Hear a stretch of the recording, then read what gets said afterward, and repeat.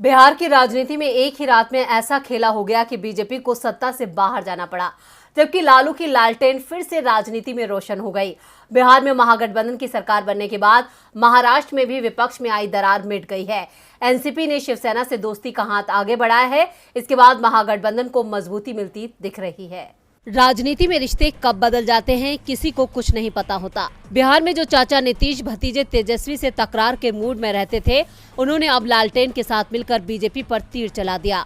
इस नई दोस्ती के बाद महागठबंधन की धुंधली हुई तस्वीर उभर कर सामने आई है, जिसने न सिर्फ बिहार में विपक्ष को मजबूती दी, बल्कि महाराष्ट्र में भी दोस्ती में आई दरार को भर दिया। खबर है कि शरद पवार की राष्ट्रवादी कांग्रेस पार्टी ने महाविकास अघाड़ी के बने रहने की इच्छा जाहिर की है।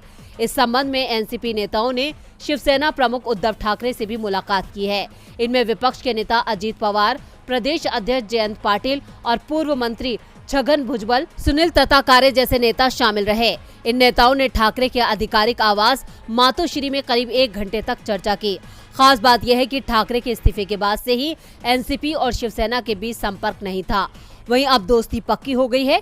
एक वरिष्ठ नेता ने कहा है कि एनसीपी नेतृत्व का मानना है कि ठाकरे को ये मानने की जरूरत है, उनकी एकता उनके ही अस्तित्व के लिए जरूरी है। कानून की लड़ाई लंबी चलने की संभावना है, लेकिन अगर सभी 3 दल साथ रहेंगे और मिलकर चुनाव लड़ेंगे तो राज्य में राजनीतिक फायदा भी उनके पक्ष में होगा। उन्होंने कहा कि नीतीश कुमार के विपक्षी दलों के साथ जुड़ते ही राष्ट्रीय स्तर पर राजनीतिक तस्वीर बदल गई है। अगर सभी विपक्षी दल साथ आए तो चीजें बदल सकती हैं। एनसीपी नेता का बयान साल 2024 में होने वाले लोकसभा चुनाव से पहले महागठबंधन की मजबूती की ओर इशारा कर रहा है। अगर ये दोस्ती का सिलसिला जारी रहा तो ये बीजेपी के लिए बड़ा परेशानी का सबब भी बन सकता है।